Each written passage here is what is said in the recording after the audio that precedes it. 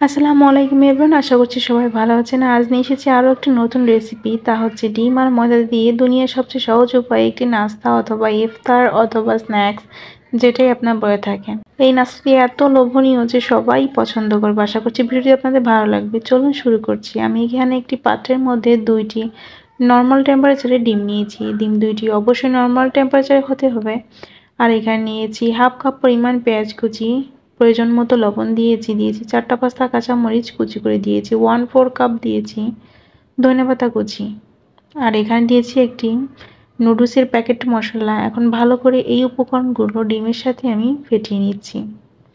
ডিমের সাথে ভালোভাবে ফেটিয়ে নেওয়া হয়ে গেলে এটা আমি একটা সাইডে সরিয়ে রাখছি।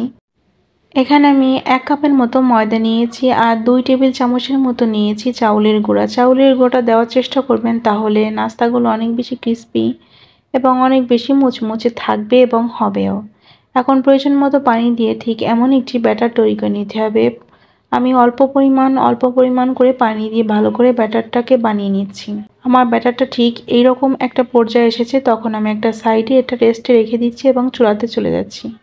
চুলাতে একটি প্যানে 2 টেবিল চামচের মতো তেল দিয়েছি আর যে ডিমটা ফেটিয়ে রেখেছিলাম ওই ডিমটা আমি প্যানের মধ্যে দিয়ে দিচ্ছি এবং চামচের সাহায্যে চারপাশে ছড়িয়ে দিচ্ছি। এখন একটা যে সাইডটা দিয়েছিলাম ওই সাইডটা প্রায় হয়ে এসেছে এবং একটা চামচের সাহায্যে 2 সাইডে এভাবে আমি ফোল্ড করে দিচ্ছি। আমি একটু লম্বাটে শেপের মতো করে এই নাস্তাটা রেডি করতে চাচ্ছি, তাই আমি এরকম লম্বাটে করে নিয়েছি এবং অন্য একটি চামচের সাহায্যে আমি ডিমটাকে উল্টে দিয়েছি।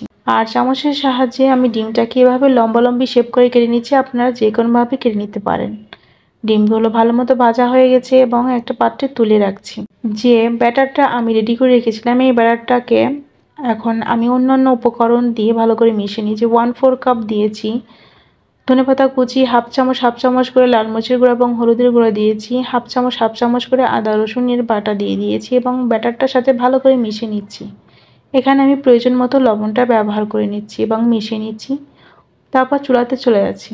এই নাস্তাটি ভাজার জন্য আমি চুলাতে পর্যাপ্ত পরিমাণ তেল আগে থেকে গরম করতে দিয়েছিলাম এবং ডিমের যে স্লাইসগুলো রয়েছে ওই স্লাইসগুলো আমি ময়দার ব্যাটারের মধ্যে ভালো করে মিশিয়ে প্যানে যতগুলো ধরে একসাথে ততগুলো একসাথে দিয়ে ভেজে নিচ্ছি। উল্টে পাল্টে বেশ কয়েকটা মিনিট ধরে আমি ভালো মতো ভেজে নিয়েছি এবং মিডিয়াম আঁচে এই রান্নাটা করতে হবে। নাস্তাগুলো একদম পারফেক্ট হয়ে গেছে, এখন নামিয়ে দেখাচ্ছি। দেখুন কতটা লোভনীয় হয়েছে দেখতে। আশা করছি আজকে ভিডিওটি আপনাদের ভালো লাগবে এবং সহজ হয়েছে। সবাই সুস্থ থাকবেন, ভালো থাকবেন। আজ এই পর্যন্তই। আল্লাহ হাফেজ।